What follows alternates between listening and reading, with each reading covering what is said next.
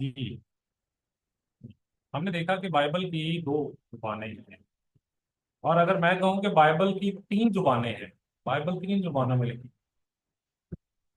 ठीक है। किताब मुकद्दस को तीन जुबानों में लिखा गया, इब्रानी, अरामी और यूनानी।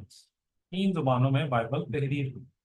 अब अगर आप इस चीज को देखें तो बाइबल तीन जुबानों में तहरीर हुई, जिसमें से सबसे पहला जो हिस्सा हमें नजर आता है वो इब्रानी जुबान का नजर आता है। पुराने अहदनामे का मैक्सिमम हिस्सा इब्रानी में तहरीर किया गया, और कुछ हिस्सा इसका अरामी जुबान में भी तहरीर किया गया। क्योंकि जब हम असीरी के बाद का देखते हैं वाकया, असीरी के दौरान और बाद में, तो वहां पर हिब्रू लैंग्वेज कम हो चुकी थी और लोग उस वक्त अ, अरामी जुबान जो है वो बोलना शुरू हुए थे। और हम ये भी देखते हैं कि मसीह यीशु की जुबान भी अरामी ही थी। तो बाइबल मुकद्दस तीन जुबानों में तहरीर की गई। पहली, पुराने अहदनामे का ज्यादा हिस्सा इब्रानी में लिखा गया, कुछ हिस्सा उसका अरामी जुबान में लिखा गया, और तीसरा जो है नया अहदनामा, वो मुकम्मल तौर पर यूनानी जुबान में तहरीर किया गया। क्योंकि उस वक्त यूनानी जुबान ही मैक्सिमम तौर पर बोली समझी जाती थी, क्योंकि रोमी हुकूमत थी। और रोमी हुकूमत जो है वो यूनानी जुबान पर राइज होती थी। तो बाइबल मुकद्दस तीन जुबानों में तहरीर की गई, इब्रानी, अरामी और यूनानी। और अब बात करते हैं जी कि यूनानी तर्जुमा कैसे है। देखें, पुराने अहदनामे को जब अ, जिसे हम हफ्तादी तर्जुमा कहते हैं, सेप्टुअजिंट जिसे हम कहते हैं, वो इब्रानी का जो यूनानी जुबान में है वो तर्जुमा किया गया, ठीक है।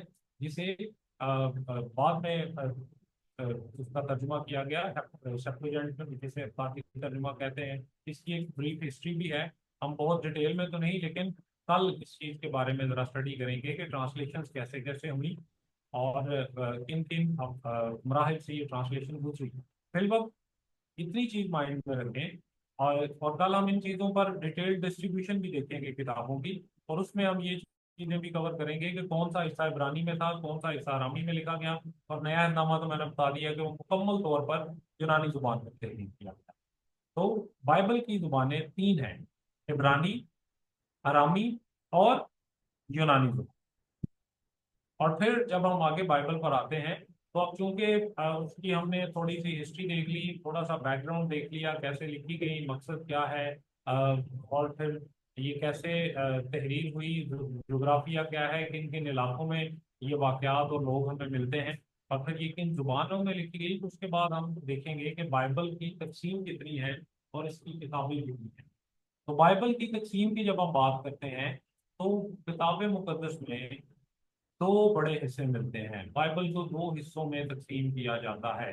बाकी जितनी भी तकसीमें हैं किताबों के लिहाज से, वो सारी बाद में आती हैं। पहले बाइबल को दो हिस्सों में तकसीम किया जाता है। एक, पहला हिस्सा जिसे हम अहद अतीक कहते हैं, पुराना अहद कहते हैं, पहला अहद कहते हैं, अहदना अहद अव्वल कहते हैं, ठीक है। और दूसरा हिस्सा अहद जदीद।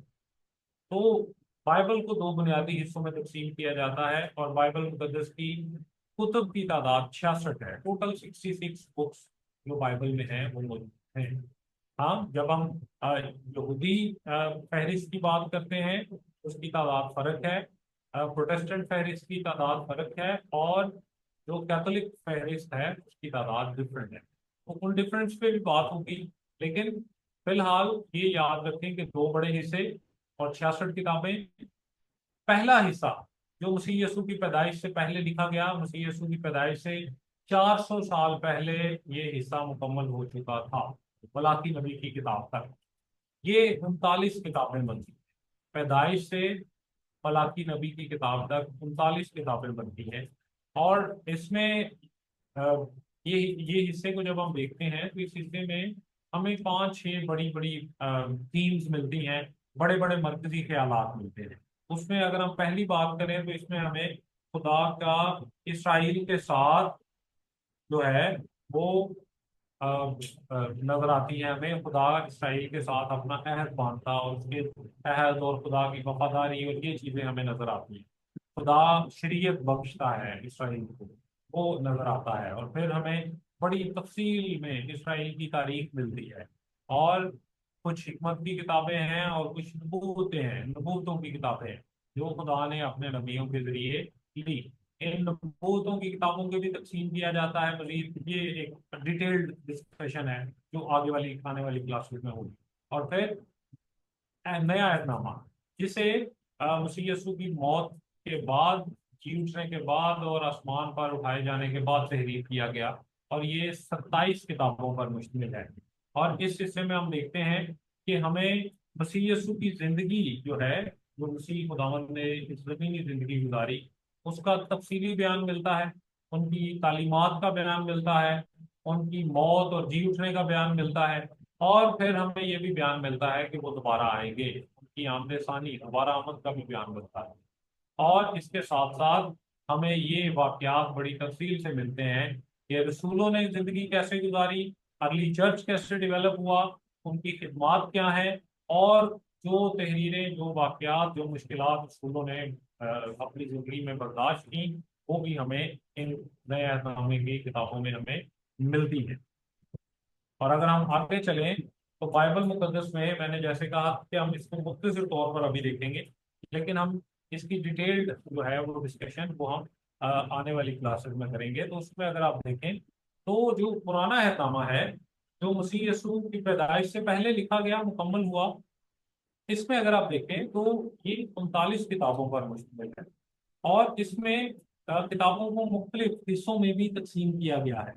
सबसे पहली जो 5 किताबें हैं, जिन्हें हम शरीयत की किताबें कहते हैं, तौरात कहते हैं, तोरा कहते हैं, तौरात कहते हैं, ये सारे लफ्ज ठीक हैं। और फिर हम इसे अस्फार खमसा या पेंटाट्यूक भी कहते हैं, यानी कि 5 किताबें, 5 सहीफे, ये हम इन्हें कह सकते हैं। तो तौरात जो है वो पहली 5 किताबों पर मुश्तमिल है। और अगर आप उनको देखें तो उन किताबों में कौन कौन सी शामिल है जी, बताइएगा जरा। पैदाइश, खरूज, खरूज। बार, गिनती, इफ्तिशना। हाँ जी।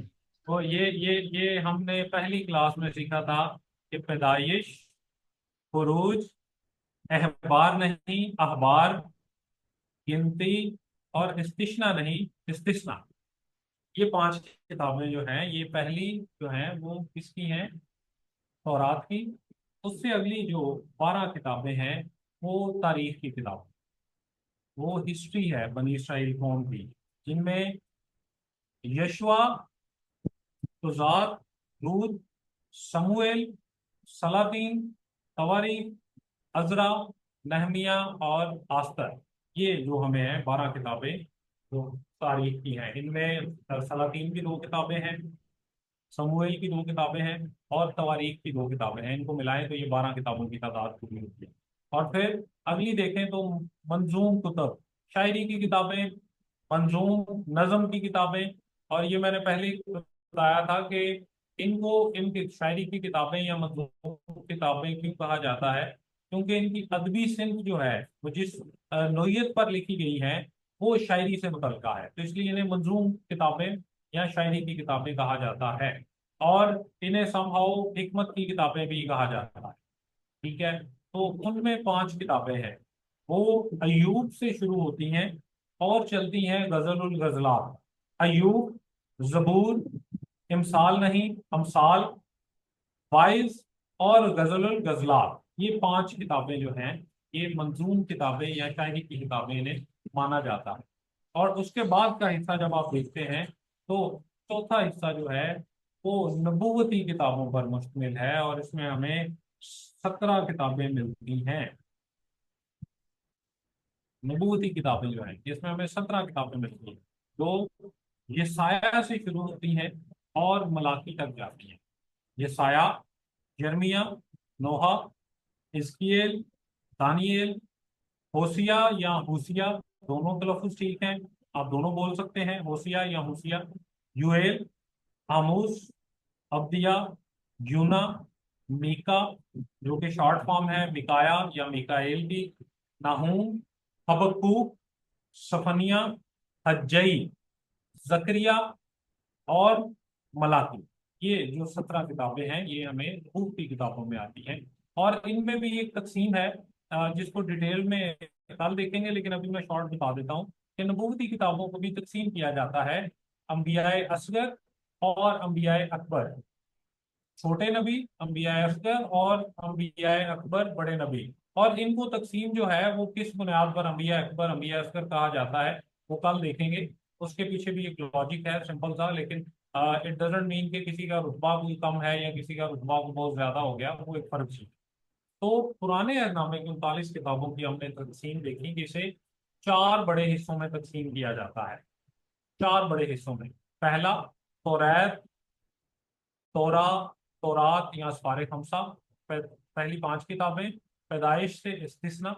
दूसरा तारीखी किताबें, हिस्टोरिकल बुक्स जो हैं, जो 12 किताबें हैं यशवा से आस्तर तक। तीसरा हिस्सा जो है मंजूम किताबें जो है, शायरी की किताबें जो है वो 5 हैं, अयूब से गजल गजलात तक।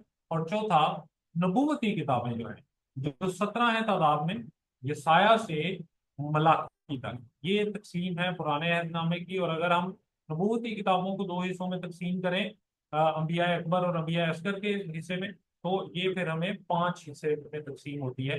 अंबिया अकबर ये साया से दानियल की किताबें 5, और 12 किताबें अंबिया असगर जो हैं हूसिया या होसिया से मलाकी नबी तक की जो किताबें हैं, ये 12 किताबें हमें अंबिया अकबर के हिस्सा में नजर आती है। इसी तरह नए अहदनामे की भी डिवीजन है। जब हम नए अहदनामे को देखते हैं जो मसीह की मौत के और जी उठने और आसमान पर उठाए जाने के बाद तहरीर में लाया गया, ये 27 किताबों पर मुश्तमिल है। इसमें पहली 5 किताबें हमें तारीखी कुतुब मिलती हैं। कुछ आप पहली 5 को तारीखी किताबें भी कह सकते हैं, जो कि मत्ती की इंजील से अमाल तक है। या आप इसको यूं भी तकसीम कर सकते हैं कि अनाजील पहली 4, और फिर तारीख की किताब जो है वो अमाल की किताब। लेकिन चूंकि पहली 4 किताबें भी तारीख ही बयान करती हैं, वो मसीह यीशु की जिंदगी की तारीख बयान करती है, उससे की पैदाइश से पहले के वाकयात, पैदाइश के वाकयात, जिंदगी के वाकयात, मौत तक के वाकयात, और उसके बाद जी उठने के बाद और आसमान पर उठाए जाने तक के वाकयात हमें मिलते हैं। तो वो चूंकि तारीख बयान करती हैं, इसलिए उनको और अमाल की किताब को तारीखी किताबें माना जाता है। पहली 5 किताबें मत्ती, मरकुस, लूका, यूहन्ना और अमाल, ये 5 किताबें जो हैं ये तारीखी किताबें। फिर हमें पौलुस के खतूत मिलते हैं, जो कि तादाद में 13 हैं। ये किताब मुकद्दस में सबसे ज्यादा खतूत जो हैं वो पौलुस रसूल के हैं, जो 13 खतूत हैं। और ये रूमियों के खत से शुरू होते हैं और फिलेमून तक जाते हैं। रूमियों, कुरंथियों, गलितियों, इफिसियों, फिलिपियों, कुलुसियों, थिस्सलुनीकियों, तिमुथियुस, तीतुस और फिलेमोन, ये 12 खतूत, इनमें जो कि कुरिन्थियों के 2 खतूत हैं, फिर थिस्सलुनीकियों के 2 खतूत हैं, और तिमुथियुस के भी 2 खतूत हैं। तो ये कुल तादाद में 13 बनते हैं जो पौलुस रसूल ने तहरीर किए। और इनमें पौलुस के शख्सी खतूत भी हैं और कलीसियाओं के नाम लिखे गए खतूत भी शामिल हैं। और फिर हमें इब्रानियों के नाम खत मिलता है, जिसका मुसन्निफ नामालूम है। इसके बारे में कोई एग्जैक्ट कंफर्मेशन नहीं है कि ये खत किसने तहरीर किया था। और चूंकि ये इब्रानी कौम के नाम लिखा गया है, इसलिए इसे इब्रानियों का खत कहा जाता है। इब्रानियों के नाम लिखा गया खत कहा जाता है। और चौथी तकसीम जो हमें नजर आती है, चौथा हिस्सा, वो उनमें 7 खतूत शामिल हैं। शख्सी खतूत और आम खतूत के नाम से इन्हें तकसीम किया जाता है। जो हैं इनमें 5 जो हैं वो आम खतूत हैं और 2 शख्सी खतूत हैं। और ये याकूब से यूहन्ना के तीसरे खत तक चलते हैं। याकूब, पतरुस के 2 खतूत, और यूहन्ना के 3 खतूत। और फिर अगली जो है वो यहूदा का आम खत जो है वो हमें मिलता है। तो 7 खतूत जो है वो शख्सी और आम खतूत की कैटेगरी में लाए जाते हैं। और फिर 5वीं तकसीम वो आखिरी किताब है, और वो एक ही किताब है मुकाशफा की, जिसे नबूवती की किताब कहा जाता है। जो मुकाशफा की जो अ, उसी यीशु ने अपने बंदा यूहन्ना के जरिए हम तक पहुंचाया। वो मुकाशफा की किताब है और